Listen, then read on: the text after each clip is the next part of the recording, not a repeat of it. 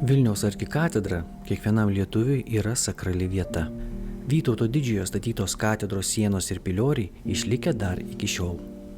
14 amžiuje pilies bažnyčia, vadinta katedra, tapo Vilniaus vyskupystės ir pirmojo vyskupo Andriaus ištikimybės priesaikos šventajam sostui vieta. Palaimintasis Teofilius 1936 metais lankęsis Vilniuje pavadino jį šventu. Pagrindinėje šalies šventovėje Teofilius mintimis prašė šventojo globėjo Kazimiero užtarimo Lietuvai. Čia gyveno jo brolis Vilniuje, kada buvo grįžęs po antrojo įkalinimo ir kartu lankėsi Aušros vartuose. Aušros vartai ypatingai visuomet jo gyvenime buvo labai brangus. Vilniaus arkikatedra. 2017 m. birželio 24 d.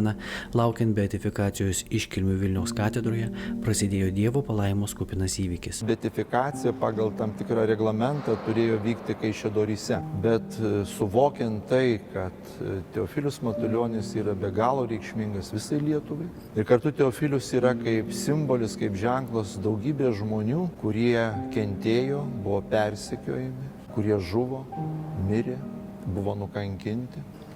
Ir kad tokia beatifikacija pirmą kartą per visą Lietuvos istoriją vyksta Lietuvoje, vyskupai nutarė, kad beatifikacijos iškilmės vyks Vilniuje.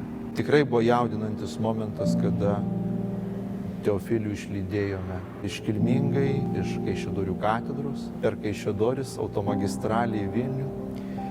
Važiavo kartu ir vyskupai, ir kunigai, ir tikintieji, lydėjo taip pat baikeriai.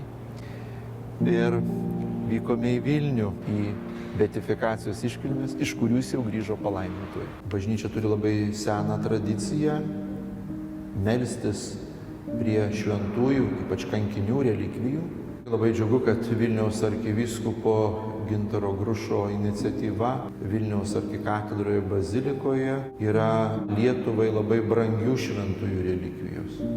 Čia Vilniaus katedroje Teofiliaus relikvijos yra kaip ženklas ir liudijimas žmonėms tos pačios draugystės su Dievu. Tikėjimas yra tai, kas duoda tą transcendencinę dimensiją visam žmogaus buvimo egzistencijai. Todėl Vilniaus ypač katedroj, Lietuvos širdį, Teofiliaus relikvijos yra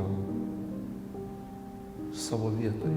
Už mūsų tėvynės laisvę, už tikėjimo kankinius, už Teofiliaus paskelbimo palaimintojų, už mūsų jaunimą, už gyvus ir mirusius artimuosius ir ypač už tai, kad Jėzus visada yra arti.